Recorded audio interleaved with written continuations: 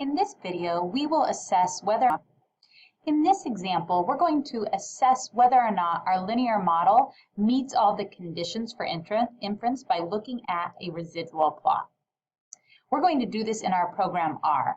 Let's go ahead and read our scenario. A company manager needs to know how efficiency of her new computer program depends on the size of incoming data.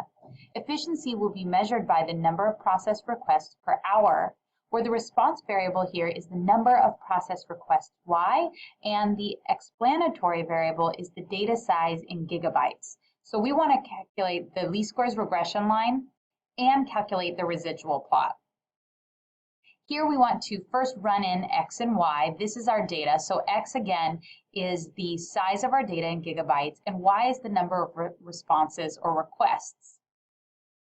So we run in x and y. Then we need to calculate our linear model. So I have coded this and called it mod. So lm is the command, our response variable versus our explanatory variable. And then if we look at the summary, then we can see our linear model. We can see our estimate and our intercept.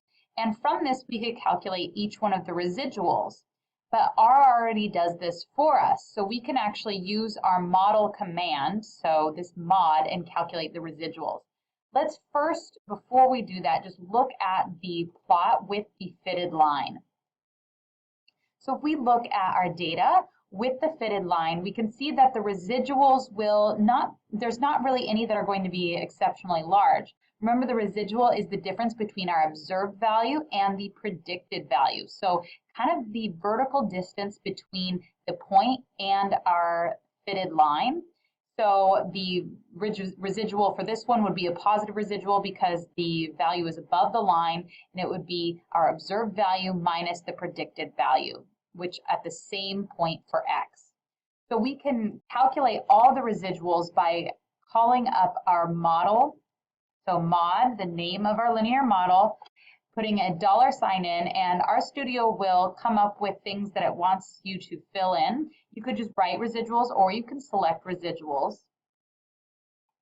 And if you just run this line, then you get all of the residuals for each point. So for the first observation, the residual is 5.2, second, it's -6.39, and so on. But what we really want is we want a plot of the residuals so we can see them all at the same time. So we can plot this using the plot command.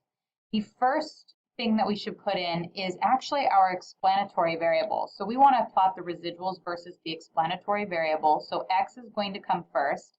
Then we put in mod residuals and plot this. And so those are going to be our residuals. What we want to do is we also want to put in a reference line at 0. So we can put the AB line in, put h is equal to 0. H means horizontal line, h equal to 0. And I want this to be a dotted line or a dashed line. So that LTY is line type, and I'm going to put in 2. So if I run this, I get a reference line at 0. If I don't like the point characters so much, then I can change this in my plot command. So PCH could be 15 or 16. I like the 16 solid fill. Maybe I want to add a color to this. Maybe I want it to be dark orange. And I should just add a title and call this residuals. So now I have my residual plot where x is my explanatory horizontal value and the residuals are on the vertical axis. I can see that there are a couple of large residuals in the negative direction, but for the most part there's the same number of observations above the line of 0 and about the same number of observations below the line of 0. This is basically going to meet that condition of normality. And then we're going to need to know whether or not we have a linear relationship. Well, we definitely don't see any U shape in this, or really any pattern at all. So that's a good thing. Basically, we want to just see random scatter for our conditions to be met. I don't see any U shape, so that means that the linearity assumption is met. And the other things that we need to think about is whether these observations are independent from each other. And just thinking about the nature of the data, these values would be independent. We could also assess this by doing a ordered plot. if these observations were taken in time, but we don't necessarily need to here. We're going to assume the observations are independent from each other.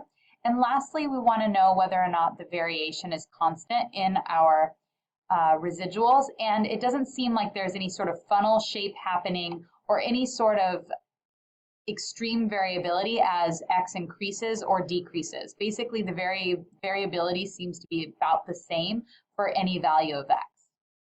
All right, so it looks like all the conditions are met from our residual plot from the model of the gigabyte, the data size versus the number of processed requests.